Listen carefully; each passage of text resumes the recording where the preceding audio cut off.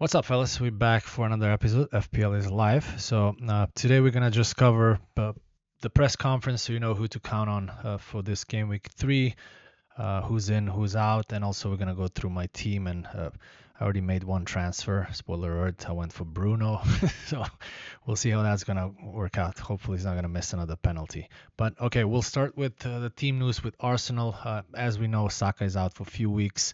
Havertz probably gonna be a few months, and Odegaard and White are questionable. So if you have Odegaard, I would still start him, and then hopefully if he doesn't play, then you have a good sub. Hopefully, Palmer is out for game week 3.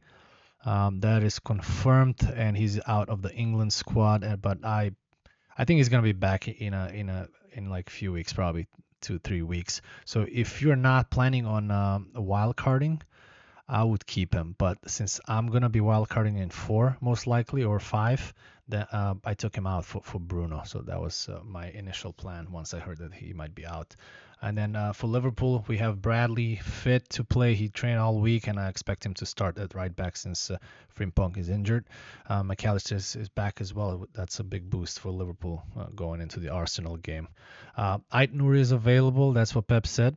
So if you have him, I would definitely start him. That's going to be in my case. I'm going to go for him because I expect this to be a tough game for City, and I think they're going to just win 1-0 with Ait Nouri keeping a clean sheet, hopefully, and getting some bonus. Newcastle, a lot of players questionable and not available. We have Tonali questionable, Joe Linton, Gordon suspended, and again, I don't think they're gonna get the new forward playing this game. Shar should be good to go. That's what the coach said. And then Strand Larson has a small injury for Wolves, but even if he did not have an injury, I still thought that he's not gonna play this game because the transfer window closes on Monday, and I feel like he's on his way out. So we'll see how that goes. And then I will go short just for other players. Mikolenko is back. Brantwa is still out, and then for Leeds you have Ampadu and Tanaka out. Ballard, you have him for 2-3 weeks out, and then Visa is definitely out for this game week until the transfer window is closed, so we know his situation. If he stays at Brentford, which I doubt, it's going to be a good buy going into the game week 4. Reuter could be back. We don't know officially, so if you have him, I don't even know if he's going to start this game because we have Welbeck obviously back as well. Konsa is back from suspension. That's a boost for Aston Villa. They'll need to finally start doing something. It's been horrible in the last 2 games, the first 2 games of the season. Harry Wilson questionable, but again, we don't know if I don't know if a lot of FPL managers want to get him at this point. So, and then we have Esteve. It was just a cramp. I know he got subbed out early, which was great news for me because I had him. So that was a clean sheet locked for him. So yeah, those are the team news. I would still keep an eye until the deadline if there are any other news that we might miss, but that's pretty much it. So we're gonna go into my team right now, just to see where I'm at right now and my transfers plans. So this is what we got. I have a big dilemma here, so if you can help me out in the comments as well. I'm going for Cels over Sanchez, but I'm not 100% positive because I feel like West Ham is a team that can score out of nothing. So I feel like they're gonna get lucky and score one on Cels. But I also have Sanchez, which I don't think is gonna keep a clean sheet against Fulham. We saw how dangerous Fulham can be. So there's going to be a last moment decision. As of right now, I'm going to keep Cels, and also I'm going to go with Nico Williams in the back. So double Forest defense, and I have Bowen against them. So if Bowen scores, I guess I'm fine with it because I think the ownership of Bowen is now pretty low compared to how it was. And then we'll go Oro. I'll start because he's pretty offensive. He's on set pieces.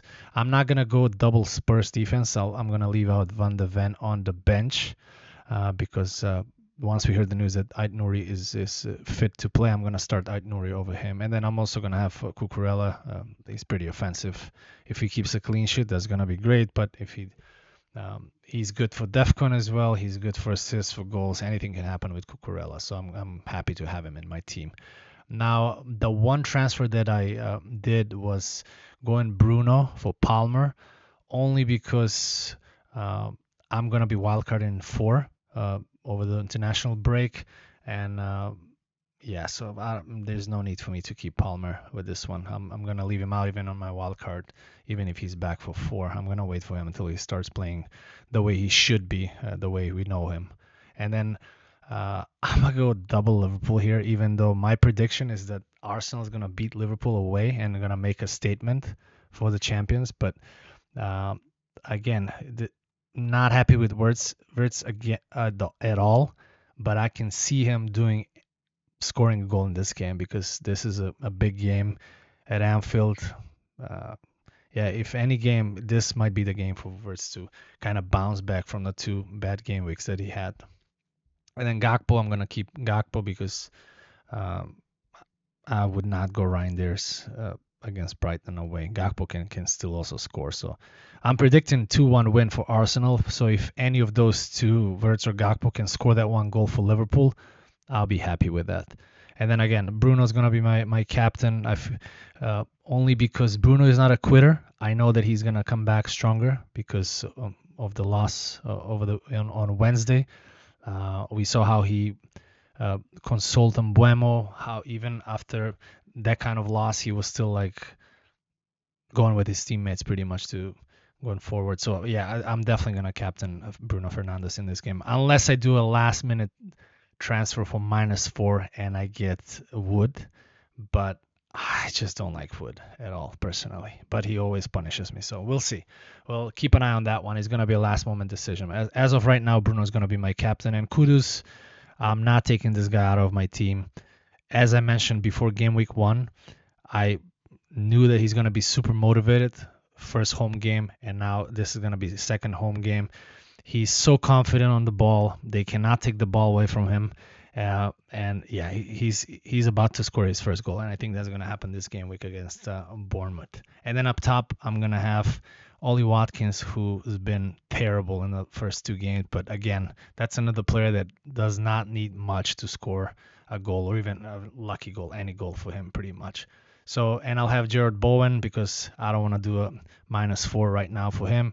And that's another player that can score out of nothing. And even though both teams, Aston Villa and West Ham, are not creating anything at the moment, I can still see them score a goal in these games. So that's going to be my 11.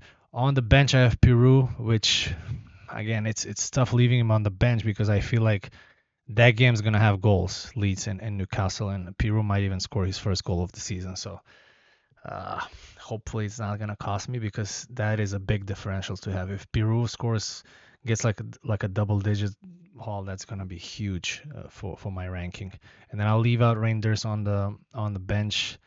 There's a slight possibility that I'm going to play him over a defender, but I just don't see who I'm going to take out. I don't want to take out Williams. I'd rather go double Forest defense, but we'll see. And then Van de Ven, I also don't want to go double Spurs defense because Bournemouth is also dangerous and can score. I'm only playing Porro over Van de Ven because of the attacking threat that he has. So yeah, that's going to be my team for this game week. But again, if you can follow me on Twitter, I'm probably going to post my lineup maybe 30 minutes before the deadline so that when if there's any subs, any transfers, you can take a look at those and put it into consideration. So yeah, so that's going to be the video for game week 3. If you found anything useful in this video, just feel free to like and subscribe and comment if you have any questions.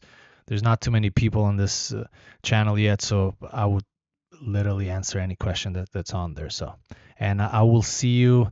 Obviously, it's gonna be a break, and I'll be out of the country in the next 2 weeks.